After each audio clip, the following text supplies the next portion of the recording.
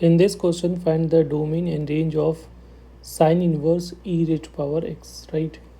तो यहाँ से हम लोग को पता है कि e raised to power x जो होगा, मान लें सपोज कोई फंक्शन है f of x is equal to sine inverse e raised to power x। तो साइन इनवर्स के लिए कंडीशन क्या होता है, जो इसका इनपुट होगा वो -1 से लेकर +1 के बीच में लाई करना चाहिए, ठीक है। तो डबल इनक्वालिटीज़ है तो इसको सॉल्व करना पड़ेगा और एक बार इसको सॉल्व करना पड़ेगा।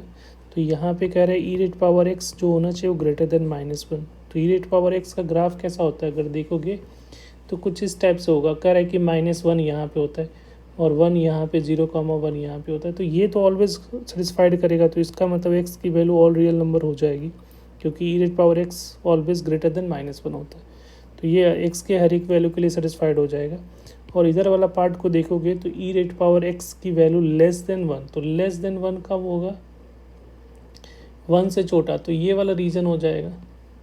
तो उसके लिए एक्स की वैल्यू लेस देन 0 होनी चाहिए, लेस देन और इक्वल टू 0 होनी चाहिए, राइट। तो अब इन दोनों का इंटरसेक्शन लोगे तो ये तो कंप्लीट रियल नंबर और ये कह रहा है कि एक्स की वैल्यू लेस देन 0 होनी चाहिए।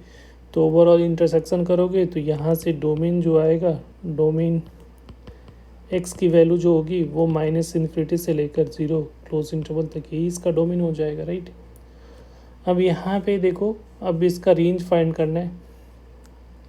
तो रेंज के लिए क्या करना है, रेंज के लिए हम लोग को पता है कि ई रेट पावर एक्स की जो आउटपुट होगी वो हमेशा ई रेट पावर एक्स जो होगा वो ऑलवेज ग्रेटर देन 0 होगा। ई रेट पावर एक्स का वैल्यू क्या होता है, 0 से बड़ा होगा, क्योंकि एक्स एक्सिस के हमेशा ऊपर होगा। तो अगर साइन इनवर्स एक्स का ग्राफ देखोगे तो साइन इनवर्स एक्स का ग्राफ कैसा होता है, कुछ इस टाइप से होगा। ये -π/2 होता है, इधर +π/2 होता है। तो कह रहे हैं कि 0 से बड़ा डालोगे तो ये वाला वैल्यू आएगा। तो इसका रेंज जो होगा, अगर इनपुट में 0 से बड़ा होगा तो ये 0 से लेकर कहाँ तक लेगा, 1 तक ही वैल्यू लेगा।